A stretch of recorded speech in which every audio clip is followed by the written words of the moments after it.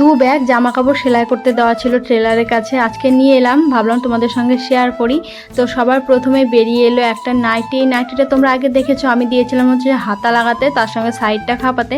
কালারটা কত সুন্দর দেখো। এটা হচ্ছে আমার বোম্বে থেকে যে ননদটা এসেছিল না, ও আমাকে কিনে দিয়েছিল নস্যি কালারের মধ্যে, বেশ সুন্দর। আর কাপড়টা যেহেতু অনেক কমফোর্টেবল, পরেও বেশ আরাম লাগছে। নেক্সট আর একটা নাইটি, এটা হচ্ছে তোমরা দেখেছো আশা করি, এটা আমার ছোট ননদ কিনে দিয়েছে নেভি ব্লু কালারের মধ্যে। নাইটিটা এত সুন্দর, কাপড়টাও যেমন সফট আর এত স্টাইলিশ, মানে মনে হচ্ছে না নাইটি, মনে হচ্ছে কুর্তি পরেছি।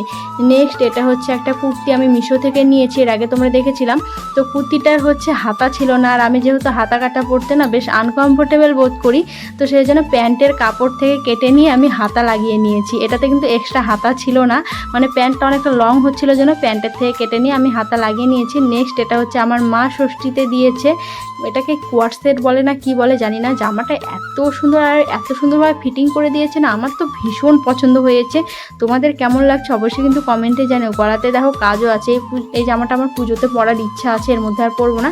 সঙ্গে এই যে শাড়িটা দেখেছো, এটা বোম্বে থেকে আমার ওই ননদটাই দিয়েছে। ফলস লাগিয়ে নিয়েছি, আর ব্লাউজটা এখনও বানানো হয়নি, ব্লাউজটা ওখানেই আছে টেলারের ওখানেই। তো সামনে ভাগ্নির বিয়ে আছে, ওর বিয়ের আগে